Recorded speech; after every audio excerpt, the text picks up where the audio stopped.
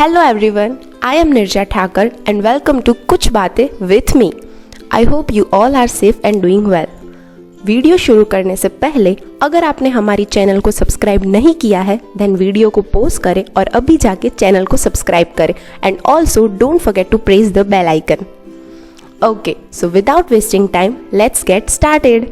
बचपन से ही हमारे दिमाग में ये बात डाल दी जाती है, यदि आप अच्छे से पढ़ाई करते हैं, अच्छे मार्क्स लेकर आते हैं तो ही फ्यूचर में आपको अच्छी जॉब मिलेगी और आप खूब सारे पैसे कमाएंगे. हर व्यक्ति अमीर बनना चाहता है. सभी का सपना होता है कि उनके पास बहुत पैसे हो, महंगी गाड़ियाँ हो, बंगले हो और महंगे कपड़े हो. ये सपना तो सभी लोग देखते हैं, पर बहुत कम लोग ही इस सपने को पूरा कर पाते हैं. ऐसा नहीं है कि लोग मेहनत नहीं करते, बेशक वे कड़ी मेहनत करते हैं, पर पैसों का मैनेजमेंट कैसे करना है लोग ये नहीं जानते हैं. इसी वजह से लोगों के अमीर बनने के सपने पूरे नहीं हो पाते. जैसे कि मैंने अभी बताया, बचपन से ही हमारे दिमाग में ये बात डाल दी जाती है, यदि आप अच्छे से पढ़ाई करते हैं, अच्छे मार्क्स लेकर आते हैं तो ही फ्यूचर में आपको अच्छी जॉब मिलेगी और आप खूब सारे पैसे कमाएंगे.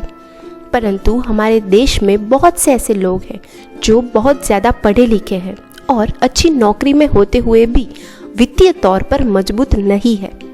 वहीं दूसरी तरफ हमारे देश में ऐसे भी लोग हैं जो ना तो अच्छे से पढ़ाई किए होते हैं और ना ही किसी के अंडर में जॉब करते हैं, फिर भी वे अमीर लोगों की गिनती में सबसे आगे हैं.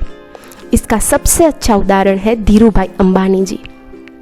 अर्थात हम कह सकते हैं कि कोई भी व्यक्ति सिर्फ पढ़ाई और नौकरी के दम पर ही गरीब और अमीर नहीं हो सकता है.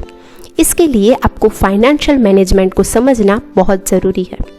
चलिए आप सभी को फाइनेंशियल मैनेजमेंट को रॉबर्ट कियोसाकी द्वारा लिखित पुस्तक रिच डैड पुअर डैड की समरी से समझाते हैं. रॉबर्ट कियोसाकी के दो पिता हैं, जिनमें से एक अमीर है और एक गरीब है. अब आप सोचेंगे कि दो पिता कैसे? एक जो उनके जन्मदाता है जो कि गरीब थे और दूसरे पिता उनके बेस्ट फ्रेंड के पिता थे जिन्हें रॉबर्ट अपना पिता मानता था. एक पिता जो कि गरीब है वो बहुत ही ज़्यादा पढ़े लिखे हैं और उनके दूसरे पिता जो अमीर है उन्होंने अपने स्कूल की पढ़ाई भी पूरी नहीं की है. दोनों ने अपनी ज़िंदगी में बहुत कड़ी मेहनत की थी और दोनों ने ही अपने क्षेत्र में सक्सेस भी प्राप्त की थी, लेकिन पैसों को लेकर उन दोनों की राय बिल्कुल अलग थी. इसे हम कुछ पॉइंट्स की मदद से समझते हैं. सबसे पहला पॉइंट है सोच. रॉबर्ट कियोसाकी के पहले पिता का मानना था कि वो कोई वस्तु नहीं खरीद सकते, जबकि दूसरे पिता इस बात से बिल्कुल भी सहमत नहीं थे. वो रॉबर्ट को हमेशा समझाते थे कि तुम किसी चीज़ को कैसे खरीद सकते हो, इस बारे में सोचो. पहले पिता की सोच नकारात्मक है, वहीं पर दूसरे पिता की सोच प्रश्नवाचक है. नकारात्मक सोच बात को वहीं पर खत्म कर देता है, जबकि प्रश्नवाचक सोच हमें सोचने पर मजबूर करता है कि हम कैसे किसी वस्तु को हासिल कर सकते हैं. जब कोई व्यक्ति अपने दिमाग में ये बात सोच लेता है कि वह किसी वस्तु को नहीं खरीद सकता तो उसका दिमाग भी काम करना बंद कर देता है. परंतु जब कोई व्यक्ति अपने दिमाग से प्रश्न करता है तो उसका दिमाग काम करना शुरू करता है. दिमाग प्रश्नों के उत्तर ढूंढने लगता है. इसका मतलब ये है कि दिमाग को नकारात्मक चीज़ों से दूर रखो और दिमाग को उसका काम करने दो. इससे दिमाग एक्टिव रहेगा और धीरे धीरे स्ट्रांग हो जाएगा. हमारा दूसरा पॉइंट है रिस्क. रॉबर्ट के पहले पिता का मानना था कि आपको ज़्यादा रिस्क नहीं लेना चाहिए. आप अच्छे से पढ़ाई करो, अच्छे मार्क्स लेकर आओ और सेफ और सिक्योर जॉब करो. वहीं दूसरी तरफ रॉबर्ट के दूसरे पिता रिस्क को कैसे मैनेज किया जा सकता है वो सिखाते थे. पढ़ाई करो और अपने पैसों को काम पर लगाओ. तीसरा पॉइंट है संपत्ति और दायित्व में अंतर का पता होना. हमें अपनी संपत्ति और अपने दायित्व का पूरा ज्ञान होना चाहिए. संपत्ति से धन में वृद्धि होती है और दायित्व से धन की कमी आती है. यदि आप अमीर बनना चाहते हैं तो आप जमीन, बॉन्ड, शेयर इन्वेस्टमेंट जैसी संपत्ति खरीदें और आप गरीब ही रहना चाहते हैं तो आप दायित्व यानी कि लोन पर लिया गया फर्नीचर, गाड़ी और लग्जरी प्रोडक्ट्स खरीदें. अब आप दायित्व को देखकर कंफ्यूज मत होना, क्योंकि आप लोन पर फर्नीचर या गाड़ी खरीदते हैं तो उससे आपको किसी भी तरह की इनकम नहीं होगी. चौथा पॉइंट, सबसे पहले खुद को पेमेंट करना. रॉबर्ट के दूसरे पिता ने रॉबर्ट को ये बात समझाई कि सबसे पहले आप अपनी कमाई का एक हिस्सा अपने लिए रखें और उन पैसों से अपने लिए ऐसी संपत्ति खरीदें जो आपको आय प्रदान करे। 5वां पॉइंट, गलतियों से सीख लेना।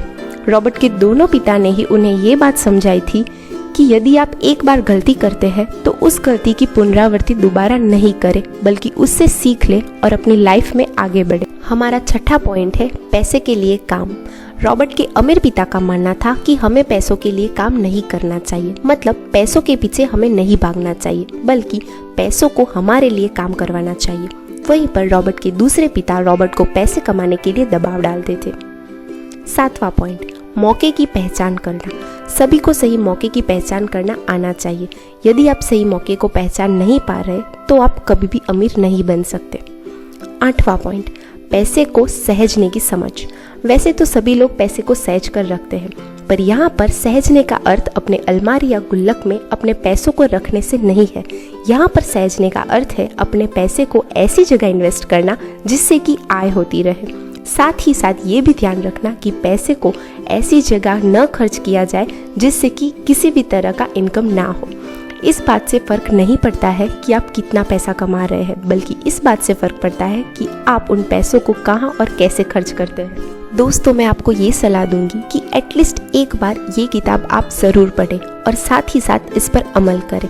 चाहे तो आप इसकी अमेज़ॉन से हार्ड कॉपी ऑनलाइन मंगवा सकते हैं या तो अमेज़ॉन के किंडल प्लेटफॉर्म पर भी आप इसको पढ़ सकते हैं। दोस्तों, उम्मीद करती हूँ कि आपको ये वीडियो पसंद आया होगा। यदि ये वीडियो आपको पसंद आया तो आप इसे लाइक करें, शेयर करें और आगे किस तरह के वीडियो आप देखना चाहते हैं वो हमें कमेंट सेक्शन में बताइए। Till then, stay happy, stay healthy.